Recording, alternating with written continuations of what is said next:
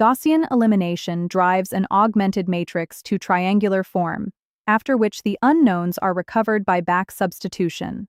A variation of it carries the reduction further and removes that second stage entirely. Two features distinguish the two methods. At every step, the pivot is forced to be 1. And at every step, the terms lying above the pivot are eliminated as well as the terms lying below it. Gaussian elimination clears only what lies below. For a system of n equations in n unknowns, the block on the left becomes the identity matrix, and the solution stands alone in the final column. The condition under which that happens is taken up later in this lesson. The method is due to Wilhelm Jordan, a geodesist, who published it in 1888. It is frequently credited to Camille Jordan, the mathematician, who did not devise it. Consider 3 equations in 3 unknowns, with integer coefficients throughout. The coefficients and the right-hand sides are copied into an augmented matrix, one equation to a row, with a bar marking the position of the equality signs. The reduction proceeds one column at a time. The first pivot position is the entry in the top left corner, and it currently holds 2. A pivot is required to be 1, so the first row is divided by 2. Every entry of that row is halved, including the right-hand side. The pivot is now 1, and the first row reads 1, 1, 3, with right-hand side 2. That array is carried forward. Nothing lies above the first pivot, so only the 2 rows beneath it are cleared. Twice the first row is subtracted from the second, and twice the first row is added to the third. The first column is finished. It holds the pivot and 2 zeros, and no later operation will disturb it. The second pivot position is the middle entry of the middle row, and it holds -1. Multiplying the second row by -1 forces that pivot to be 1. Scaling a row by a non-zero number is one of the 3 permitted operations, so the solution set is unchanged. Here the two methods part company. The second row is subtracted from the first, which clears the entry above the pivot. Gaussian elimination never performs that operation. 4 times the second row is then added to the third, which clears the entry below. The second column has become a column of the identity matrix. The third pivot position holds -5. Dividing the third row by -5 forces the last pivot to be 1, and the right-hand side of that row becomes 1 as well.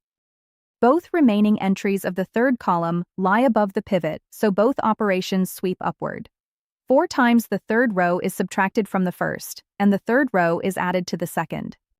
Every entry off the diagonal is now 0, and the reduction is complete.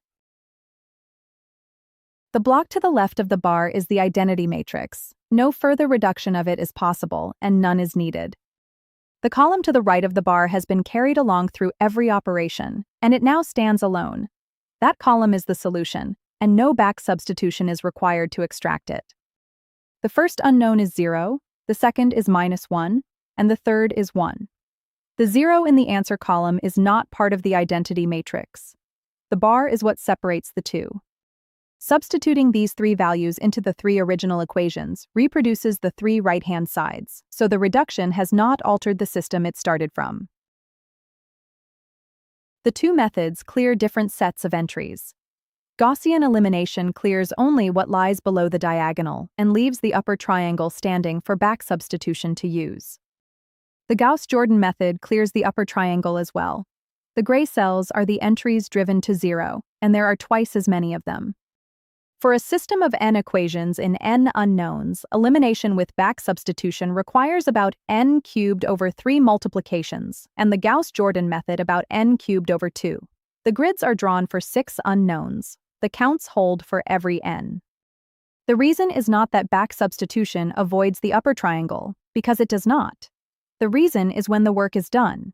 Back substitution uses that triangle once, at the very end, on an array already reduced to triangular form. The Gauss-Jordan method clears it at every stage instead, and each clearing runs the full remaining width of the array. That excess is about n cubed over 6, which is half of n cubed over 3. On the 3 by 3 just worked it amounts to 1 extra multiplication. At 100 unknowns it is about 166,000. Return to the same system and change a single entry. The coefficient of the third unknown in the third equation becomes -2. The determinant of the coefficient matrix is then exactly 0.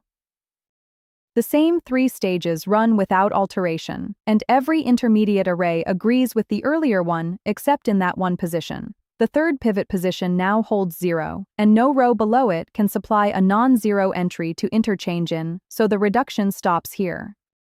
The last row asserts that 0 equals -5, which no values of the unknowns satisfy. The system is inconsistent and has no solution at all.